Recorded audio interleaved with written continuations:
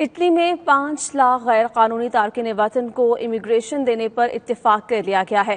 زرعی اور گھریلو کام کا کانٹریکٹ رکھنے والوں کو ابتدائی طور پر 6 ماہ کے ڈاکومنٹس دینے کا فیصلہ کیا گیا ہے۔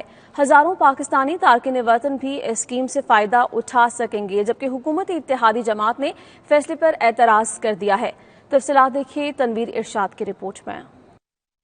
دنیا بھر میں جاری کورونا وائرس کے باعث لاک ڈاؤن کی صورتحال کی وجہ سے یورپی ممالک کو افرادی قوت کی کمی کا سامنا کرنا پڑ رہا ہے۔ اٹلی سمیت کئی یورپی ممالک میں کورونا وائرس کے خوف سے ورکر نہیں آ رہے، جس کے باعث اٹلی کا زراعت کا شعبہ شدید دباؤ کا شکار ہے۔ اٹلی میں ہر سال ہزاروں کی تعداد میں ورکر زرعی شعبے میں کام کرنے کے لیے مشرقی یورپ سے آتے ہیں، تاہم موجودہ لاک ڈاؤن اور اٹلی میں کورونا وائرس سے ہونے والی ہلاکتوں کے باعث یورپی ممالک سے ورکرز اٹلی کا رخ کرنے سے گھبرا رہے ہیں۔ اٹلی کی وزارت زراعت نے افرادی قوت پوری کرنے کے لیے اٹلی میں ہی موجود 6 لاکھ سے زائد غیر قانونی تارکین وطن کو ریگولر کر کے اس مسئلے کو حل کرنے کی تجویز دی تھی، جس پر اپوزیشن کی جانب سے اعتراض بھی کیا گیا۔ گزشتہ روز اطالوی وزیر اعظم جوزپے کونتے اور سیاسی جماعتوں کے درمیان ایک معاہدے پر اتفاق ہوا، جس کے تحت اٹلی میں موجود غیر قانونی تارکین وطن کو ریگولر کرنے کے لیے ایمنسٹی اسکیم لائی جا رہی ہے۔ اطالوی حکومت کے اس فیصلے سے لاکھوں کی تعداد میں غیر قانونی تارکین وطن مستفید ہو سکیں گے، جن میں پاکستانیوں کی بھی بڑی تعداد موجود ہے۔ دوسری جانب اطالوی حکومت کا کہنا ہے کہ اس اسکیم کے تحت بلیک مارکیٹ کا خاتمہ ہوگا، جو کہ غیر قانونی تارکین وطن کو کانٹریکٹ کے بغیر کم معاوضے پر کام کرواتے ہیں، جبکہ اس اقدام سے حکومت کو بھی ٹیکس کی مد میں آمدنی ہوگی۔